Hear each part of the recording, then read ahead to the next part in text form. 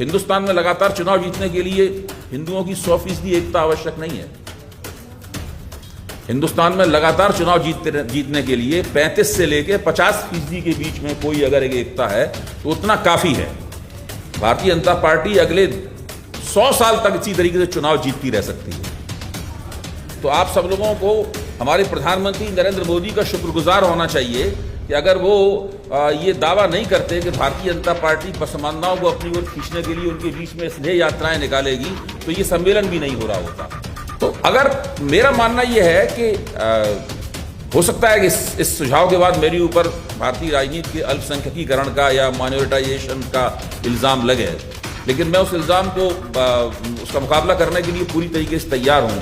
मेरा मानना है कि जो हिंदू बहुसंख्यकवाद की ज़बरदस्त लहर पिछले 8 साल से हम लोग देख रहे हैं और जो मुझे लगता है कि लगातार बढ़ती ही जाएगी, उसके लिए जितने तरह की युक्तियां इस्तेमाल की जाती हैं, जितने तरह के हथकंडे इस्तेमाल किए जा रहे हैं, जिस तरह पूरा का पूरा इलेक्ट्रॉनिक मीडिया और मीडिया के दूसरे लोग भी उस पूरी लहर को और ज़्यादा ज्वार में बदलने के लिए बदलने में लगे हुए हैं और ये सिलसिला लगातार जारी है।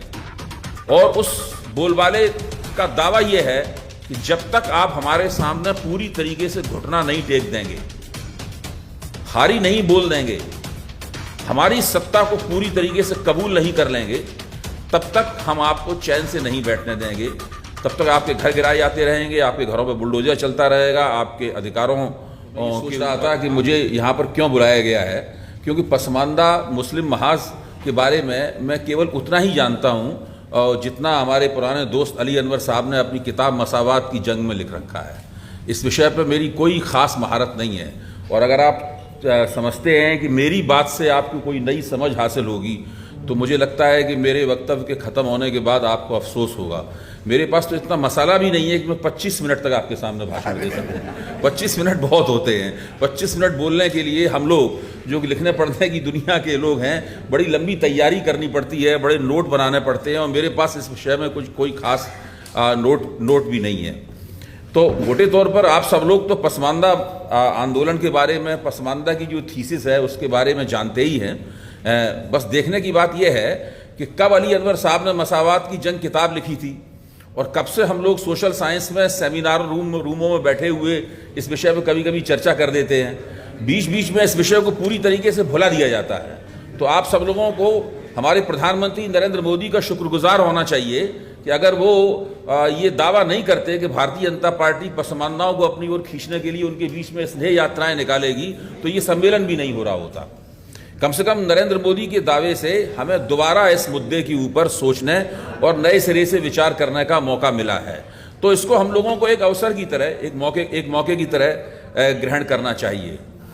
दूसरी बात यह है कि और इसको इस तरह से भी देखें कि मंच पे जो हमारे साथी लोग बैठे हुए हैं, इनमें से ज़्यादा लोग या तो प्रोफेसर हैं या पत्रकार हैं या सोशल साइंटिस्ट हैं, समाज वैज्ञानिक हैं। अगर पसमानदा का मुद्दा भारतीय राजनीति के केंद्र में आ गया होता या मुस्लिम राजनीति के केंद्र में ही आ गया होता तो इस मंच पे भी हम लोग यहां नहीं मिलते। यहां पे ज्यादातर आपको राजनीतिक नेता मिलते, विभिन्न पार्टियों के लोग मिलते और अली अनवर साहब एक बहुत बड़े मोर्चे के इस वक्त अध्यक्ष होते, क्योंकि पसमानदाओं के बारे में वही हम लोग इस मंच में हैं। इस बात का सबूत है कि अभी भी पसमानदा का विचार पूरी तरीके से हाशिए पे पड़ा हुआ है। दूसरी बात जो मैं कहना चाहता था वो ये है, और तीसरी बात जो मैं कहना चाहता हूं और उसके बाद मैं अपनी बात को खत्म करूंगा, क्योंकि इस बात को मैं सोच के आया था कि मैं आप लोगों के साथ साझा करूंगा। भारत में कुल मिलाकर जो मुस्लिम राजनीति है और उसमें भी जो पसमानदा राजनीति है, मैं ये मानता हूं कि वो सब एक कमरे में सिमटी हुई है। वो उसके बाहर झांक के नहीं देखना चाहती। उसके सिमटे होने का आलम यह है कि उसके भीतर जो संगठन काम करते हैं उन संगठनों के बीच में भी कोई एकता नहीं है। मुस्लिम राजनीति के भीतर जो संगठन काम करते हैं उन संगठनों के बीच में भी कोई एकता नहीं है। एक बार मशावरात के एक कार्यक्रम में मुझे बुलाया गया तो पूरा का पूरा कमरा जो है वो ऐसे लोगों से भरा हुआ था जिनको पहली नज़र में ही कोई देख के कह सकता है कि ये लोग मुसलमान हैं, क्योंकि उनका जो उनकी जो मुस्लिम नैस थी, मुसलमानपन था, वो उनकी पोशाक से, उनकी दाढ़ियों से, उनकी टोपियों से बिल्कुल 100% नुमाया हो रहा था। तो बातचीत के दौरान मैंने उनसे एक सवाल पूछा, जो हो सकता है कि मेरी नादानी की वजह से मैंने पूछा हो।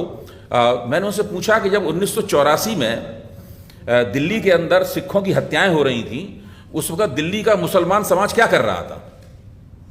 चाहे वो पसमानदा रहे हों, चाहे वो अशराफ रहे हों, या कोई भी रहे हों, उसमें दिल्ली का मुसलमान समाज क्या कर रहा था?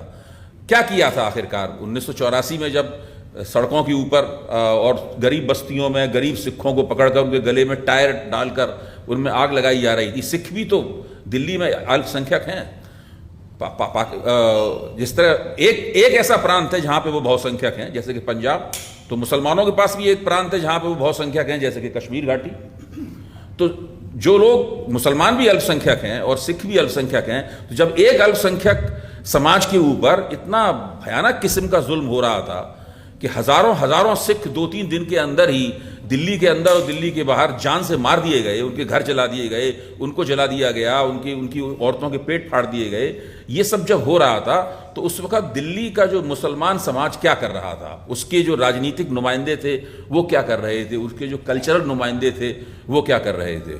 तो मेरी बात सुन के थोड़ी देर के लिए जो श्रोतागण थे और दूसरे कार्यक्रम के आयोजक थे वो खामोश हो गए। फिर उनमें से एक ने कहा कि हमने बयान दिया था, हमने एक विरोध में बयान दिया था, और हमने कुछ कुछ काम किया था, इस तरह कुछ संगठनों ने दावा किया कि उन्होंने कुछ किया था, और ये चीज़ें रिकॉर्ड पे हैं।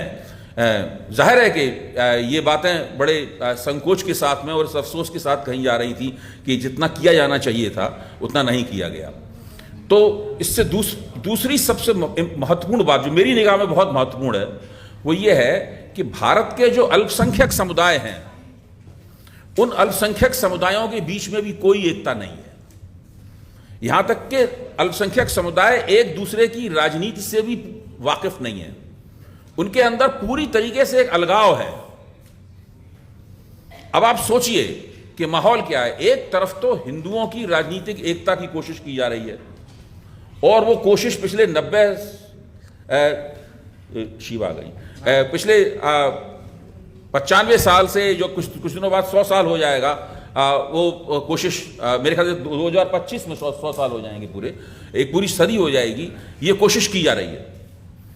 और दूसरी तरफ जो अक़लियतें हैं हिंदुस्तान के जो अल्पसंख्यक समुदाय हैं, उनके बीच में कोई एकता नहीं है, और एकता का कोई प्रोग्राम भी नहीं है, एकता की कोई अपील भी नहीं है। एकता के लिए किसी भी किस्म का कोई कोशिश या कोई विचार भी उन लोगों के बीच में मौजूद नहीं है।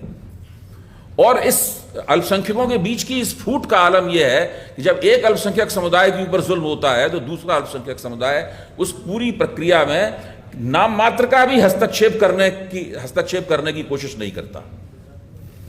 तो अगर मेरा मानना यह है कि हो सकता है कि इस सुझाव के बाद मेरे ऊपर भारतीय राजनीति के अल्पसंख्यकीकरण का या माइनॉरिटाइजेशन का इल्ज़ाम लगे, लेकिन मैं उस इल्ज़ाम को उसका मुकाबला करने के लिए पूरी तरीके से तैयार हूं। मेरा मानना है कि जो हिंदू बहुसंख्यकवाद की ज़बरदस्त लहर पिछले 8 साल से हम लोग देख रहे हैं, और जो मुझे लगता है कि लगातार बढ़ती ही जाएगी, उसके लिए जितने तरह की युक्तियां इस्तेमाल की जाती हैं, जितने तरह के हथकंडे इस्तेमाल किए जा रहे हैं, जिस तरह पूरा का पूरा इलेक्ट्रॉनिक मीडिया और मीडिया के दूसरे लोग भी उस पूरी लहर को और ज़्यादा ज्वार में बदलने में लगे हुए हैं, और ये सिलसिला लगातार जारी है। और उस बोलबाले का दावा ये है कि जब तक आप हमारे सामने पूरी तरीके से घुटना नहीं टेक देंगे, हारी नहीं बोल देंगे, हमारी सत्ता को पूरी तरीके से कबूल नहीं कर लेंगे, तब तक हम आपको चैन से नहीं बैठने देंगे। तब तक आपके घर गिराए जाते रहेंगे, आपके घरों पर बुलडोजर चलता रहेगा, आपके अधिकारों के ऊपर, आपके हर काम के ऊपर हमें आपत्ति होगी, चाहे वो नमाज पढ़ना हो, चाहे कुछ हो, और हम किसी तरीके से आपको चैन से जीने नहीं देंगे। जब एक बार आप हमारा बोलबाला कबूल कर लेंगे, हिंदू बहुसंख्यकवाद का दावा है, हिंदू मेजोरिटरी दावा कर, तब हम तय करेंगे कि आपके लिए कौन सी जगह मुकर्रर की जाए, कौन कौन से अधिकार हैं जिनका इस्तेमाल आपको करने दिया जाए, कितनी आपको नौकरियां मिलें, कितनी आपको शिक्षा मिले, उसके बाद तरह तरह के व्यवहारिक रूप से ज़मीन पर ये सब बातें तय होंगी। उससे पहले सारी बातें केवल कागज़ के ऊपर ही रहेंगी। तो अगर आप चाहते हैं कि इस तरीके से आप बहुसंख्यकवाद के सामने अपने घुटने टेक दें और आपको पूरी तरीके से, देखिए, हिंदुस्तान में लगातार चुनाव जीतने के लिए हिंदुओं की 100% एकता आवश्यक नहीं है। हिंदुस्तान में लगातार चुनाव जीतने के लिए 35 से लेकर 50% के बीच में कोई अगर एक एकता है तो उतना काफ़ी है। भारतीय जनता पार्टी अगले 100 साल तक इसी तरीके से चुनाव जीतती रह सकती है। तो ये सबसे ज़्यादा महत्वपूर्ण बात जो मेरी समझ में है, अगर आपको अच्छी लगे, आपको लगे कि इसका कोई आपके लिए उपयोग है, तो आप इसके ऊपर गौर कीजिए। अली अनवर साहब उसके ऊपर गौर करें और जो दूसरे उनके रणनीतिकार साथी सोचने विचारने वाले हैं, कॉमरेड्स, वो उसके ऊपर गौर करें कि भारत में अल्पसंख्यकों का एक मोर्चा बनना चाहिए। उसकी क्या राजनीति होगी ये अभी से नहीं तय की जा सकती, लेकिन जब हिंदुस्तान के अल्पसंख्यक एक जगह खड़े हो जाएंगे, उसके बाद में वास्तव में हिंदू बहुसंख्यकवाद को लगेगा कि इस तरह की पेशबंदी हमारे खिलाफ पहले कभी भी नहीं हुई है। इसकी कुछ हो सकता है कोई विपरीत प्रतिक्रिया हो, यह भी हो सकता है कि बिल्कुल शुरुआती दौर में जितना फायदा मैं समझ रहा हूं उतना फायदा ना हो, बल्कि उसका कोई नुकसान हो। लेकिन कम से कम राष्ट्रीय और अंतर्राष्ट्रीय तौर पर आपकी आवाज ज्यादा मजबूत होगी और जो हिंदू बहुसंख्यकवादी प्रतिक्रिया है और जो वो एकता है, उसको भी अपनी रणनीतियों के बारे में दोबारा सोचना पड़ेगा। तो मेरा ये सुझाव है और मैं चाहता हूं कि आप लोग इस सुझाव के ऊपर गौर करें।